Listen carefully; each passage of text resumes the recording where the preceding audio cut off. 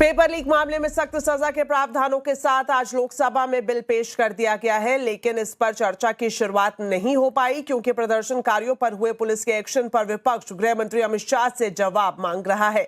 इसे लेकर आज सदन के दोनों सदनों में जमकर हंगामा हुआ। इससे पहले आपको बता दें, आज सुबह संसद की कार्यवाही शुरू होने से पहले जब पूर्व शिक्षा मंत्री धर्मेंद्र प्रधान संसद पहुंचे तो एनडीए सांसदों ने धर्मेंद्र प्रधान जिंदाबाद के नारे के साथ उनका जोरदार स्वागत किया।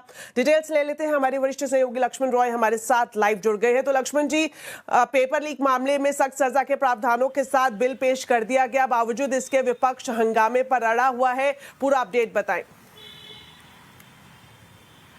देखिए, दरअसल प्रधानमंत्री ने जब टास्क फोर्स का ऐलान किया उससे पहले शिक्षा मंत्री धर्मेंद्र प्रधान ने इस्तीफा दे दिया। प्रदर्शनकारी छात्र वापस अपनी जगह से चले गए तो ऐसा लग रहा था कि सारा मामला ठंडा पड़ चुका है, अब संसद की कार्रवाई सुचारू तरीके से चलेगी। और ये सुनिश्चित भी किया गया था कि आज सुबह पेपर लीक वाले मामले में सख्त सजा के प्रावधानों के साथ इस बिल को, संशोधित बिल को पेश किया जाएगा और चर्चा के बाद इसे पारित करा लिया जाएगा। यहाँ पे 6 घंटे का समय भी निर्धारित किया गया था। भाजपा की तरफ से युवा जो नेता हैं उनको रखा गया था इस बिल पर बोलने के लिए, मिसाल के तौर पर बांसी स्वराज जैसे नेता को बोलना था। लेकिन संसद की कार्रवाई शुरू होते ही माहौल यहाँ पे काफी गर्मा गर्मी वाला रहा संसद भवन परिसर में। सबसे पहले विपक्षी पार्टी इस बात पर अड़े रहे कि सिर्फ इस्तीफा से काम नहीं चलेगा, यहाँ पे गृह मंत्री अमित शाह को यहाँ पे उनको माफी मांगनी पड़ेगी, क्योंकि 20 जुलाई को प्रदर्शनकारी छात्रों पर पुलिस ने जिस बर्बरतापूर्ण कार्रवाई की वो निंदनीय है, स्वीकार योग्य नहीं है। इस पर चर्चा कराई जाए 267 के तहत, और चर्चा कराने के साथ इस पर माफी मांगी जाए, तब हम सदन की कार्रवाई चलने देंगे। इसको लेके एक पूरा विपक्षी सांसदों ने संसद भवन के परिसर विरोध प्रदर्शन भी किया। इसी बीच वहां पहुंच गए धर्मेंद्र प्रधान, पूर्व शिक्षा मंत्री। जैसे पूर्व शिक्षा मंत्री धर्मेंद्र प्रधान वहां पे पहुंचे, सत्ताधारी दल के नेता वहां पे थे, सांसद वहां पे थे, धर्मेंद्र प्रधान जिंदाबाद के नारे लगाने शुरू कर दिए और काफी देर तक नारे लगा और जोरदार तरीके से धर्मेंद्र प्रधान का स्वागत करते हुए उनको मकर द्वार से अंदर ले जाया गया। तो विपक्षी पार्टी का प्रदर्शन, सत्ता पक्ष धर्मेंद्र प्रधान का स्वागत करना जाहिर तौर पर दर्शाता है शायद आज सदन में गहमागहमी रहेगी। सदन की शुरुआत हुई लोकसभा में जैसे ही जितेंद्र सिंह ने, जो एमओएस पीएमओ हैं, उन्होंने इस बिल को पेश किया। विपक्षी सांसद इस पर हंगामा करना शुरू कर दिया। उन्होंने कहा कि नहीं, बिल पर चर्चा तो बाद में होगी, पहले पुलिस के जो कार्रवाई हुई थी उस पर चर्चा कराई जाए और गृह मंत्री इस्तीफा मांगे, लेकिन इस पर बात बनी नहीं और हर बार सदन की कार्रवाई शुरू होती ही रही, स्थगित होती रही, स्थगित होती रही। अभी भी यह सिलसिला जारी है। आज सदन की कार्रवाई चल पाएगी, इसकी संभावना भी कम दिख रही है। शुक्रिया लक्ष्मण जी इस पूरी जानकारी के लिए। तो टास्क फोर्स प्रधानमंत्री नरेंद्र मोदी ने बनाने का ऐलान कर दिया है। अब उसी के बारे में ज्यादा जानकारी आपको बताते हैं। परीक्षा में सुधार और पेपर लीक रोकने के लिए सरकार ने टास्क फोर्स बना दी है। इसके मुखिया नंदन नीलेकनी होंगे। इसके अलावा इसरो के पूर्व प्रमुख एस सोमनाथ, पूर्व आईबी चीफ तपन डेका, आईआईटी मद्रास के डायरेक्टर वी कामकोटी, पूर्व शिक्षा सचिव और सीबीएसई के पूर्व चेयरमैन अनीता करवाल और पूर्व आईएएस अमृतलाल मीणा भी टास्क फोर्स के सदस्य है। ये टास्क फोर्स खासतौर पर परीक्षा व्यवस्था में सुधार लाने का काम करेगी। परीक्षा की पद्धति को भरोसेमंद, ट्रांसपेरेंट और एडवांस टेक्नोलॉजी युक्त बनाने का काम भी करेगी। नंदन नीलेकनी की अध्यक्षता में गठित टास्क फोर्स में कई विशेषज्ञों को जगह दी गई है। वहीं दूसरी तरफ दिल्ली में धरना प्रदर्शन के दौरान छात्रों पर लाठीचार्ज को लेकर सुप्रीम कोर्ट ने चिंता जताई है। कोर्ट ने कहा कि धरना प्रदर्शन करना संवैधानिक अधिकार है। कोर्ट ने इस मामले में एक प्रोटोकॉल बनाने की भी वकालत की है। तो अदालत में आज इस पूरी कार्रवाई की डिटेल्स क्या कुछ रही, बता रहे हैं संवाददाता असीम मनचंदा। 20 तारीख को नीट पेपर लीक मामले को लेकर जंतर मंतर पर प्रदर्शन हुआ था। इस मामले में पुलिस ने लाठीचार्ज किया था और आंसू गैस भी चलाई थी। ये पुलिस की ज्यादतियों का मामला सुप्रीम कोर्ट के अंदर पहुंचा। सुप्रीम कोर्ट ने आज इस मामले की सुनवाई की। सुप्रीम कोर्ट ने कहा धरना प्रदर्शन करना आम आदमी का संवैधानिक अधिकार है और अगर कहीं प्रदर्शन हो रहा है तो उसके ऊपर लाठीचार्ज नहीं करना चाहिए। सुप्रीम कोर्ट ने यह भी कहा कि हम इस मामले की सुनवाई करेंगे। सुप्रीम कोर्ट ने कहा कि हर जान कीमती है, चाहे वो आम आदमी को हो या पुलिस की हो। सुप्रीम कोर्ट ने जो पुलिस के कर्मी थे उनको प्रोटेक्टिव गियर नहीं दे जाने के ऊपर भी चिंता जताई। सुप्रीम कोर्ट ने कहा कि हमें लगता है इस मामले में एक राष्ट्रीय गाइडलाइंस प्रोटोकॉल पालन करने की जरूरत है, एक गाइडलाइंस लाने की जरूरत है। हालांकि बहुत सारी और याचिकाएं सुप्रीम कोर्ट में इसको लेकर के दाखिल की गई थी, तो सुप्रीम कोर्ट ने कहा हम इन सभी याचिकाओं की सुनवाई करेंगे। अब सुप्रीम कोर्ट मंगलवार को इन सारी याचिकाओं की सुनवाई करेगा। तो अब आपको बताते हैं आज के आवाज अड्डा के टॉपिक के बारे में, जिसमें हम चर्चा कर रहे हैं इस्तीफा स्वीकार, हंगामा बरकरार। जी हां, जरूर देखिए शाम 7:57 पर सिर्फ CNBC आवाज पर। इसके अलावा आपको बता दें, परीक्षा सुधार और पेपर लीक रोकने के लिए अनशन करने वाले सोनम वांगचुक को आज छुट्टी मिल गई। अस्पताल से छुट्टी मिलते ही वो राजघाट पहुंचे, जहां उन्होंने बापू को श्रद्धांजलि दी और साथ ही ये भी कहा कि बापू के बताए रास्ते आज भी प्रासंगिक है। इतना ही नहीं, उन्होंने कहा कि इस्तीफा एक पहला कदम है और उनको पूरी उम्मीद है कि चर्चा करके एक बेहतर परीक्षा प्रणाली लाई जाएगी। हालांकि जब मीडिया ने उनसे प्रदर्शनकारी छात्रों के खिलाफ कार्रवाई क्यों की जा रही है, इस पर जवाब मांगा तो उनका कहना था कि शरारती तत्वों के खिलाफ कानून अपना काम कर रहा है। इस्तीफा एक शुरुआत है, इसके बाद कबूल होने के बाद इसका इलाज हो तो हमारा देश एक बेहतर देश बनेगा, जो कि मेरे ख्याल से शुरू हो रहा है। अभी इस पे चर्चा चल रही है और मुझे उम्मीद है एक बहुत ही सकारात्मक चर्चा के बाद देश के लिए जो भी उपयुक्त हो उसे अपनाया जाएगा और प्यार मोहब्बत से हम एक बेहतरीन प्रणाली को अपना पाएंगे। आज शांतिपूर्ण जो प्रदर्शन कर रहे हैं उन पर कोई एक्शन नहीं होगा। अगर शरारती तत्व हो जो साफ शरारत के लिए कर रहे हो तो हम ये नहीं कह सकते हैं कि कहीं भी कुछ ना हो और कुछ भी हो, मगर ये बहुत साफ करना चाहूँगा कि शांतिपूर्ण प्रदर्शन हमारा संवैधानिक अधिकार है, उसको आदर किया जाए। बढ़ते हैं आगे और बात करते हैं उत्तर प्रदेश की, जहां अगले साल विधानसभा चुनाव है। उत्तर प्रदेश का मुसलमान वोट बिखर ना जाए, इसके लिए एआईएमआईएम चीफ असदुद्दीन ओवैसी ने नई चाल चल दी है। ओवैसी ने समाजवादी पार्टी सुप्रीमो अखिलेश यादव के सामने गठबंधन का प्रस्ताव रखा है। ओवैसी ने ऑफर में अखिलेश यादव ने कोई सीधा जवाब नहीं दिया। ओवैसी को अखिलेश के जवाब का इंतजार है, लेकिन उससे पहले ही कांग्रेस ने समाजवादी पार्टी को गठबंधन ना करने की सलाह दी है। आपको बता दें कि उत्तर प्रदेश के करीब 20% मुस्लिम मतदाता करीब 50 सीटों पर हार जीत तय करते हैं और इन्हीं पर ओवैसी की नजर भी है। मजलिस नहीं चाहती कि दोबारा भाजपा की सरकार बने उत्तर प्रदेश में। मैं हाथ मिलाने को तैयार हूं, मैं अलायंस करने को तैयार हूं। आज वक्त है, बात कर लो, बाद में रोना नहीं, चुनाव खत्म होने के बाद।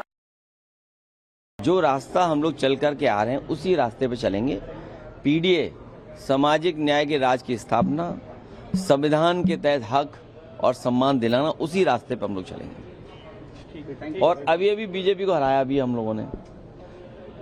अभी जो गठबंधन है, जिस गठबंधन में हम सब लोग हैं, अभी तो बीजेपी को हराया और कितनी महत्वपूर्ण सीटें हराई हैं। तो पीडीए का साथ और सामाजिक न्याय के स्थापना की बात लगातार हम लोग करते रहेंगे और उसी रास्ते पर चलेंगे। अभी चुनाव दूर है, अभी लोकसभा में हम सब लोग एक साथ हैं। तो गठबंधन की सुगबुगाहट से कांग्रेस सहज नहीं दिख रही है। कांग्रेस का कहना है कि ओवैसी एनडीए को मदद पहुंचाने की कोशिश करते रहते हैं, अंदर और बाहर उनका मकसद बिल्कुल अलग होता है। अंदर से तो मिले हुए हैं एनडीए के लोगों से और हर जगह खेल बिगाड़ने जाते हैं, लेकिन अब उनको कोई सुनने वाला नहीं। उत्तर प्रदेश में तो सक्रिय हैं, 3 रैलियां कर चुके हैं। आप लोगों का खेल खराब करेंगे क्या आपको लग रहा है? नहीं, अब उनके बंगाल में भी ये थे, लेकिन बंगाल में कहाँ इफेक्ट। बिहार में हुआ। बिहार में मैं ये नहीं कर सकता हूँ खेल नहीं बिगाड़ा उन्होंने। बिहार में हुआ, लेकिन उत्तर प्रदेश में ये सब चलने वाला नहीं। चलिए अब बात करते हैं शेयर बाजार की। कच्चे तेल की कीमतों में आई नरमी और बेहतर ग्लोबल सेंटीमेंट ने बाजार में फिर से जोश भर दिया। आज के बाजार में सेंसेक्स और निफ्टी शानदार बढ़त के साथ बंद हुए। मिड कैप और स्मॉल कैप शेयर्स में भी खरीदारी देखने को मिली। बाजार का पूरा अपडेट अब बता रही है रक्षा रावत। हफ्ते का पहला कारोबारी दिन काफ़ी शानदार रहा बाजार के लिए। पिछले हफ्ते जो बड़ी गिरावट हमने देखी, इस हफ्ते की काफ़ी अच्छी शुरुआत हुई है और जो क्रूड में आज हमें कूल ऑफ देखने को मिला और रुपए में आज मजबूती थी, उसकी वजह से भारतीय बाजारों में अच्छी खासी खरीदारी देखने को मिली। क्लोजिंग लेवल्स की बात करें तो निफ्टी यहां पर करीब 1% के गेंस हमें देखने को मिले। इसके अलावा सेंसेक्स भी 1% की बढ़त के साथ बंद हुआ है। निफ्टी बैंक यहां पर भी आउट परफॉर्मेंस देखने को मिली, करीब 400 अंकों की बढ़त के साथ क्लोजिंग हुई है। अगर मिड कैप और स्मॉल कैप की बात करें तो आज इन्होंने भी बाजार का साथ दिया और आउट परफॉर्मेंस यहां पर भी हमें देखने को मिली। सेक्टोरियल पिक्चर देखें तो आज काफी अच्छी नजर आ रही है। इंडिया विक्स यहां पर करीब 10% का कूल ऑफ हमें देखने को मिला और यहां से पूरे मार्केट में जो है वो हमें गेंस दिखाई दिए। बात करें हीरो ऑफ द डे यानी हीरो ऑफ द सेक्टर की, तो यहां पर आईटी 2.5% के गेंस यहाँ पर देखने को मिले। इसके अलावा रियलिटी में भी आज अच्छा खासा कारोबार देखने को मिला और बाकी सारे ही index FMCG, metal, pharma, capital market, defence, PSU, financial, सारे ही इंडेक्स में अच्छी खासी खरीदारी देखने को मिली। अगर निफ्टी 50 गेनर्स की अगर आज लिस्ट देखें तो यहाँ पर इटरनल करीब 6% के गेंस हमें देखने को मिले। इसके अलावा जो कच्चा तेल कूल ऑफ हुआ वहाँ से इंटरग्लोब एविएशन यहाँ पर अच्छी खासी खरीदारी देखने को मिली। इन्फोसिस, सारे ही IT काउंटर आज चल रहे थे तो इन्फोसिस यहाँ पर 4% के गेंस हमें देखने को मिले। इसके अलावा बजाज फाइनेंस, ये भी निफ्टी 50 की बढ़ने वाली लिस्ट में शामिल था। लेकिन गिरने वाले लिस्ट की बात करें तो यहाँ पर ONGC क्रूड में जो नरमी आई वहाँ से यहाँ पर डेंट पड़ता हुआ नजर आया। इसके अलावा HDFC बैंक, HDFC लाइफ और सिप्ला, ये सारे जो काउंटर्स थे इन्होंने जो है आज बाजार को सपोर्ट नहीं किया। लेकिन आज IT सेक्टर ने काफ़ी अच्छा सपोर्ट किया मार्केट को। इन्फोसिस को, forge, LTM, L&T take service, सारे ही टॉप लीडर जो है वो यहाँ पर IT से हमें नजर आ रहे हैं। लेकिन रियलिटी यहाँ पर भी मजबूती देखने को मिली। लोधा ब्रिगेड, प्रेस्टीज एस्टेट और गोदरेज प्रॉपर्टीज, ये सारे काउंटर्स थे जिन्होंने आज रियलिटी स्पेस को लीड किया। तो बाजार का ओवरऑल मूड माहौल जो है वो आज काफ़ी अच्छा देखने को मिला। अगर आप घर के लिए स्टील के बर्तन, प्रेशर कुकर या थर्मस खरीदने की सोच रहे हैं तो थोड़ा ज्यादा खर्च करने के लिए तैयार रहे, क्योंकि ग्लोबल स्टील की कीमतों में तेजी और कच्चे माल की बढ़ती लागत का असर आपके किचन के बजट को बिगाड़ सकता है। देखिए रिपोर्ट। कुकर और थर्मस अब महंगे हो गए हैं। रिटेल की बात करें तो किचन में जो सामान इस्तेमाल होता है, खासतौर पर अगर हम बर्तन की बात करें, कढ़ाई हो, प्रेशर कुकर हो, थर्मस हो या फिर दूसरी क्रॉकरी सेट हो, 10 से 12% तक रिटेल में इनकी कीमतें बढ़ गई हैं। सबसे बड़ी वजह मानी जा रही है कि जो जून के महीने में कीमतों में इजाफा देखने को मिला है, खासतौर पर अगर मैं स्टेनलेस स्टील के बर्तनों की महंगाई की बात करूं तो मई के 6.4% से बढ़कर ये जून में 7.1% तक आ गई है। वहीं प्रेशर कुकर और जो पैन होते हैं उनकी कीमतों की बात करें तो उनमें भी 4.7% का इजाफा दर्ज किया गया है। साथ ही साथ जो इस तरह के थर्मस है या फिर कैसेरोल आप यहां पर देख रहे हैं वो भी महंगे हो गए हैं। अगर मैं एग्जैक्ट आपको परसेंटेज के हिसाब से बताऊं तो 2.7% से बढ़कर ये 3% पर बढ़ गए हैं। स्टील ही नहीं बल्कि जो दूसरे धातु के बर्तन हैं उनमें भी महंगाई का असर देखने को मिला है। अगर मैं नॉन स्टिक कुकवेयर की बात करूं या बर्तनों की बात करूं तो इसकी जो महंगाई है वो 3.8% पर आ गई है। वजह यही है जो कंपनियों की तरफ से बताया गया है कि लगातार ग्लोबली देखा जाए तो स्टील की कीमतों में इजाफा हुआ है। कच्चे माल की जो बढ़ी हुई लागत है अब उसका असर है कि कंपनियों ने उपभोक्ताओं पर इसका इम्पैक्ट डालना शुरू कर दिया है। कस्टमर अभी एक्सेप्ट नहीं कर रहा है ये प्राइजेस। कस्टमर सोचता है कि भाई 15-16%, 20% प्राइसेस में बढ़ोतरी हो रही है, ये तो एक्सेप्ट नहीं कर रहा कस्टमर जी। मतलब अगर कोई कुकर 3000 का है तो जिस तरह से आपने बताया 8% कर तो वो 3500 के आसपास जी। जो 3000 का कुकर है वो 3240 और अब 3540 जी। 8% करके कंपनी रेट बढ़ा रही है और आगे भी कुछ अच्छे आसार नहीं है। तो साफ तौर पर जो इस तरह के स्टेनलेस स्टील के बर्तन हैं उनकी कीमतों में असर देखने को मिल रहा है और जानकारों का मानना है कि अगले कुछ महीनों तक ये दबाव देखने को मिल सकता है। हालांकि इस साल के आखिर तक ये उम्मीद जताई जा रही है कि स्टील की कीमतों में थोड़ी नरमी देखने को मिले। दीपाली नंदा, नोएडा। बढ़ते हैं आगे और बात करते हैं ग्लासगो में चल रहे कॉमनवेल्थ गेम्स की, जिसमें भारत को गोल्ड मेडल मिला है। वेट लिफ्टिंग में मीराबाई चानू ने भारत को पहला गोल्ड मेडल दिलाया है। मीराबाई चानू ने विमेंस वेट लिफ्टिंग की 48 किलोग्राम वेट कैटेगरी में कुल 190 किलो वजन उठाया। मीराबाई का ये लगातार तीसरा कॉमनवेल्थ गोल्ड है। भारत के नाम अब कुल 4 मेडल हो गए हैं, जिसमें 1 गोल्ड, 2 सिल्वर और 1 ब्रॉन्ज मेडल शामिल है। ऋषिकांत सिंह ने मेंस 60 किलोग्राम और राजा मुथुपांडी ने मेंस 65 किलोग्राम वेट कैटेगरी में सिल्वर मेडल अपने नाम किया है। वहीं झंडू कुमार ने पैरा पावर लिफ्टिंग में ब्रॉन्ज मेडल अपने नाम किया। अब भारत की मेडल टैली 8वें स्थान पर पहुंच गई है। ऑस्ट्रेलिया 17 गोल्ड के साथ 39 मेडल के साथ साथ टॉप पर बना हुआ है। मैं बहुत ज़्यादा खुश हूँ कि ये तीसरा गोल्ड मेडल दे पाई हूँ इंडिया के लिए और बहुत ज़्यादा खुश हूँ। मेरा दिमाग में बहुत कुछ चल रहा था कि हाँ इस बार में मैं मेडल दे तो पाऊंगी, पर मैं रिकॉर्ड भी कर पाएगी कि नहीं। बहुत सारी मेरे ऊपर प्रेशर भी थे इंडिया के पूरा फ्रेंड्स की वजह से। और मेरा पूरा इस बार सोच रहा था कि पूरा इंडियन वेट लिफ्टिंग टीम को अच्छा परफॉर्मेंस देने के लिए। तो मैं बहुत ज़्यादा खुश हूँ कि मेरा 3rd गोल है और मेरा 4th मेडल है कॉमनवेल्थ गेम्स का। इससे और ज़्यादा खुशी क्या हो सकता है। मैं बहुत ही ज़्यादा। तो भारत के खिलाड़ियों ने ग्लासगो कॉमनवेल्थ गेम्स में शानदार प्रदर्शन करते हुए देश का नाम रोशन किया है। लोकसभा अध्यक्ष ओम बिरला ने स्कॉटलैंड में चल रहे कॉमनवेल्थ गेम्स में शानदार प्रदर्शन करने वाले भारतीय खिलाड़ियों की सराहना की।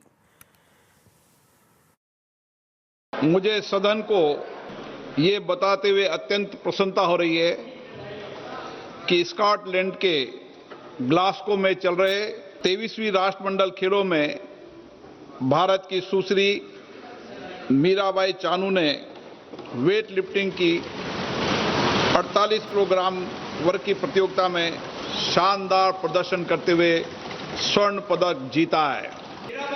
श्री ऋषिकांत सिंह चनम्बम तथा श्री राजा मुत्थु पांडी ने उत्कृष्ट प्रदर्शन करते हुए रजत पदक जीता है। राष्ट्रमंडल खेलों में भारत के पैरा पावर लिफ्टर श्री झंडू कुमार ने कांस्य पदक जीतकर बड़ी उपलब्धि हासिल की है। मैं सदन की ओर से जीतने वाले सभी खिलाड़ियों को, उनके कोच एवं टीम इंडिया को इस ऐतिहासिक उपलब्धि पर हार्दिक बधाई तथा भविष्य के लिए शुभकामनाएं देता हूं। इसी के साथ फिलहाल इस बुलेटिन में इतना ही। आप खबरों पर अपडेट रहें, CNBC आवाज से जुड़े रहें हमारे सोशल मीडिया हैंडल्स के जरिए। नमस्कार।